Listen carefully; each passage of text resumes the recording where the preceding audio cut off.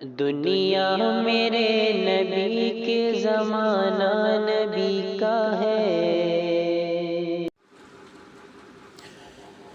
بسم اللہ الرحمن الرحیم۔ محترم ناظرین اکرام، آپ کا ہمارے چینل اسلام ٹوڈے آفیشیل پر بہت بہت خیر مقدم ہے۔ آپ اگر ہمارے چینل پر نئے ہیں تو آپ سے خصوصی گزارش ہے کہ آپ ہمارے چینل کو سبسکرائب کریں اور دوست اور احباب میں زیادہ سے زیادہ شیئر کریں۔ محترم ناظرین اکرام، رمضان المبارک کا مہینہ چل رہا ہے اور دوسرے عشرہ تقریباً آدھا ہو چکا ہے۔ اب تیسرے عشرے میں اللہ رب ذوالجلال کی جانب سے رسول علیہ الصلاۃ والسلام کی زبانی ایک عمل جو مسلمانوں پر ضروری قرار دیا گیا ہے، جسے ہم اعتکاف کے نام سے یاد کیا کرتے ہیں، یہ عمل ضروری ہو جاتا ہے۔ اعتکاف کیا ہے؟ دنیاوی کاروبار، معاشی الجھنوں، ذاتی مصروفیات میں الجھ کر انسان اپنے مقصد تخلیق سے غافل ہو جاتا ہے۔ یعنی اللہ رب ذوالجلال نے جو انسان کا مقصد تخلیق قرآن کریم میں بیان کیا ہے کہ ہم نے انسان اور جنات کو محض اپنی عبادت کے لیے پیدا کیا ہے، شیطانی اثرات اس کے دل و دماغ پر اس طرح چھا جاتے ہیں کہ اسے کچھ سوچنے اور غور کرنے کی سمجھ ہی نہیں رہتی، اور رفتہ رفتہ یہ غفلت اتنی بڑھ جاتی ہے کہ نماز کے لیے مسجد میں کچھ دیر جانے کے لیے، روزہ، زکوٰۃ وغیرہ عبادتوں کی انجام دہی سے بھی وہ ختم نہیں ہو پاتی۔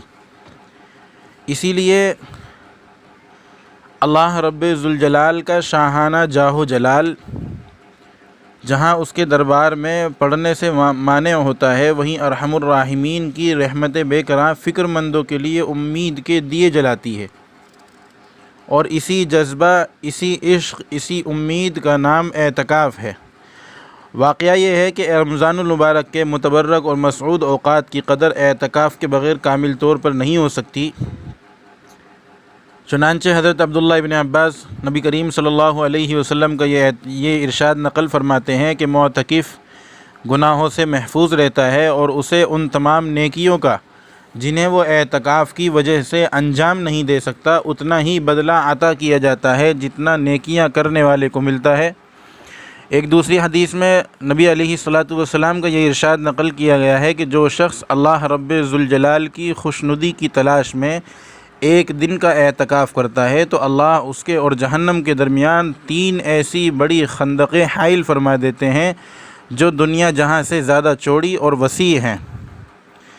اب رمضان المبارک کے آخری عشرے کا جو اعتکاف ہے اس کے سلسلے میں روایات شاہد ہیں، یعنی روایات اس بات پر گواہ ہیں کہ نبی کریم صلی اللہ علیہ وسلم نے اس کا حکم ملنے کے بعد کبھی اس کا ناغہ نہیں فرمایا، یعنی ہر سال آپ علیہ الصلاۃ والسلام نے اعتکاف فرمایا۔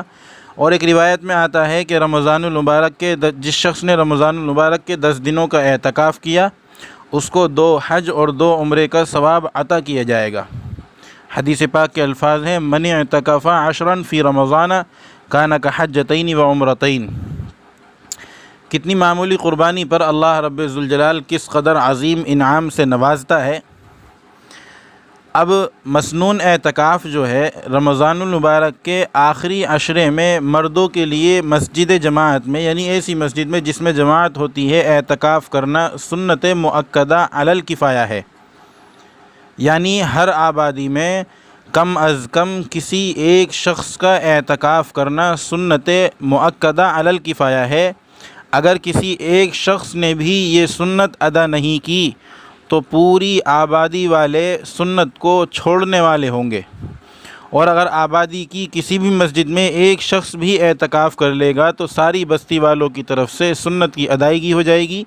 لیکن بہتر یہ ہے کہ ہر مسجد میں اعتکاف کا اہتمام کیا جائے، زیادہ سے زیادہ لوگ اعتکاف میں بیٹھیں، کیونکہ بعض علماء نے ہر محلے والوں کے لیے اعتکاف کو سنت قرار دیا ہے۔ اب اعتکاف کی عبادت اصلاً سنت مؤکدہ علی الکفایہ ہے، لیکن 3 صورتوں میں حتمی طور پر یعنی لازمی طور پر اس کا وجوب ہو جاتا ہے، یعنی یہ واجب ہو جاتا ہے۔ نمبر 1، کوئی شخص زبان سے یہ کہہ دے کہ اللہ کے لیے میرے اوپر مثلاً اتنے دنوں کا یعنی 3 دن کا اعتکاف لازم ہے، تو آپ اگر زبان سے یہ کہہ دیتے ہیں تو آپ پر 3 دن کا اعتکاف لازم ہو جائے گا۔ یا نمبر 2 یہ کہے کہ اگر میرا فلاں کام ہو گیا تو میں اتنے دن اعتکاف کروں گا، تو اس کام کے ہونے پر اس پر اعتکاف کرنا لازم اور ضروری ہوگا۔ نمبر 3 جو مسنون اعتکاف نیت کر کے شروع کر دیا گیا ہو تو شروع کرنے سے وہ واجب ہو جاتا ہے، یعنی اعتکاف مسنون جو آخری عشرے میں ہوتا ہے 10 دن کا، یہ اعتکاف کی نیت سے اس اعتکاف کو شروع کر دیا گیا تو اب یہ شروع کرنے کی وجہ سے واجب ہو گیا اور اسے پورا کرنا ضروری ہے۔ اور ہم آگے مزید انشاءاللہ اعتکاف کے تعلق سے دوسرا پارٹ لے کر آئیں گے اللہ نے چاہا تو۔ آپ حضرات سے خصوصی گزارش ہے کہ آپ حضرات اس کو مکمل سنیں اور اپنے دوست اور احباب میں زیادہ سے زیادہ شیئر کریں۔ ہم آگے اعتکاف کی بہت ساری قسمیں، بہت سارے مسائل آپ کے سامنے لے کر حاضر ہوں گے کہ معتکف کے لیے مسجد میں کیا کرنا ضروری ہے، کیا نہیں کرنا ضروری ہے، کن اعذار کی بنا پر وہ مسجد سے باہر جا سکتا ہے، کن اعذار کی بنا پر وہ مسجد سے باہر نہیں جا سکتا۔ یہ سب چیزیں ہم انشاءاللہ اگلے پارٹ میں بیان کریں گے۔ آپ حضرات اس کو سنتے رہیں اور آپ حضرات سے خصوصی گزارش ہے کہ دوست اور احباب میں زیادہ سے زیادہ شیئر کریں اور دعائے خیر میں یاد رکھیں۔ السلام علیکم ورحمۃ اللہ۔